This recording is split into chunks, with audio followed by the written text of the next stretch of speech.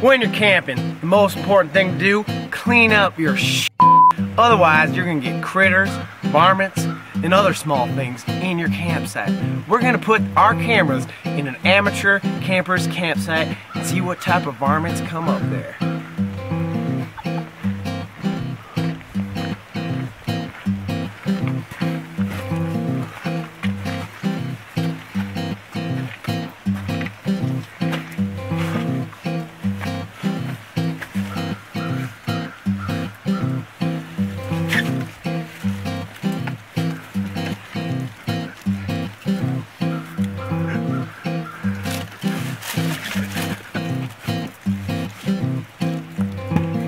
Dang nabbit!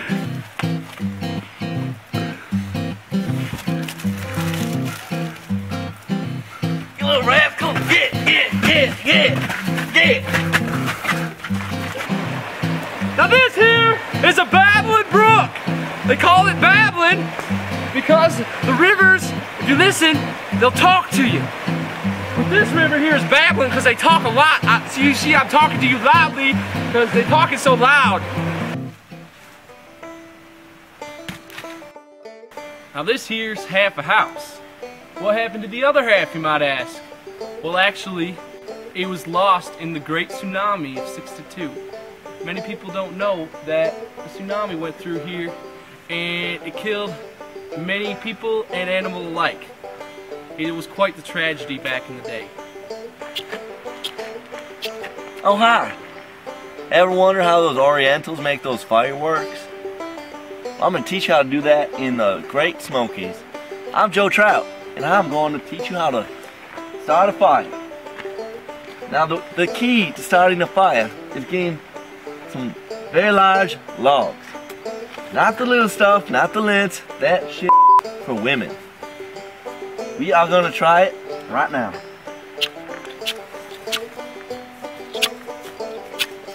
Damn. Get.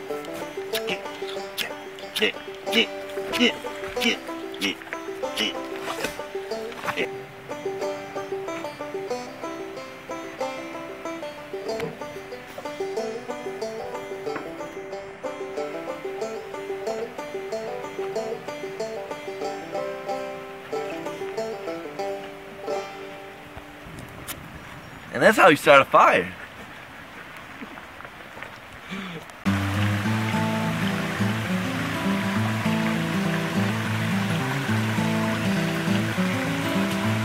Dang it, would you look at that? Alright. What we got here, everyone knows, it's one of your average everyday objects. It's a rock. A lot of people, though, they don't know, it's a fossilized dinosaur turd. That's a rock. That's what a rock is. And now, you can tell what kind of dinosaur made the fossil if you... Yeah, this is definitely T-Rex. T-Rex used to roam all over this area making fossils. Now you know that these are fossilized dinosaur poop. Put that in your science journal, and you're on your way to becoming a paleontology too. We're at a river crossing, y'all. Now, when you go across quick rivers like this, you need to get a strong stick, and you need to be careful to prop it up downstream so you don't fall and the current take you away. You want to get good soft footing, use your leverage and lower body strength that you've been in the gym training to get. And then you really want to make sure you work all the rocks so you don't fall into the river. And then Hello there, my name is Johnny Forrest, and today I'm going to teach you about some knife safety. First thing you got to know about knife safety is your safety bubble. Your safety bubble is the space around you where if something gets in it, you might cut it. To find your safety bubble, you got to open your knife and swing around really quick just to make sure nothing's in it. If something gets in your safety bubble, they got to know they're going to get cut. Next thing you do is always take your stick and put it against your leg towards like some exposed arteries, just because for balance and leverage. Then you always want to bring the knife towards you. hard strokes. And you know, that's all you really need to know about knife safety. Always bring the knife towards you, towards your exposed arteries, and that's about it.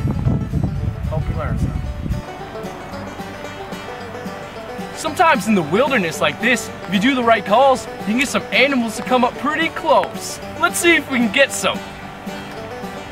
Elk! Elk! Elk! Oh, I think it's working! By golly, that's some nature right there.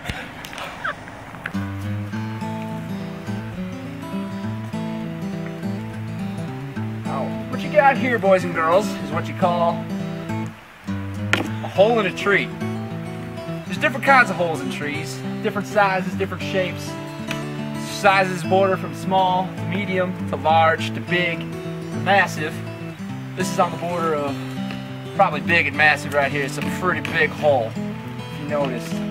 Looks like there was some kind of, I don't know, powwow in here, Indian powwow. If you listen real close, you can hear the secrets of the Indians as they lit their fire in this tree and danced around it. You can listen to it. You gotta be quiet though. Alright, I heard what they said. They just told us all to f*** off. Good afternoon. If you ever find yourself in a bind with some dirty dishes and you have no females around to do them for you, I like to use some moss. Indians like to call it cluck cluck chuk chuk, otherwise known as nature's pubic hair, because it grows everywhere. So you just rub it a little bit, rub a dub dub, wipe off some excess moss, and then rinse it off in the water. Now be careful, because the trout might swim up in your pot. And it is catch and release season, so we are not permitted to do such a thing. Now rinse it off, rinse water off, and then you got yourself a clean pot. As clean as a bear's underside. This is what we call a cabin in the woods. This cabin was built about 50 years ago for murderers to bring teenagers to. Maybe if we're lucky, there's one in there right now. Oh yeah, there's a lot of blood in there, so we're gonna come back later, but thanks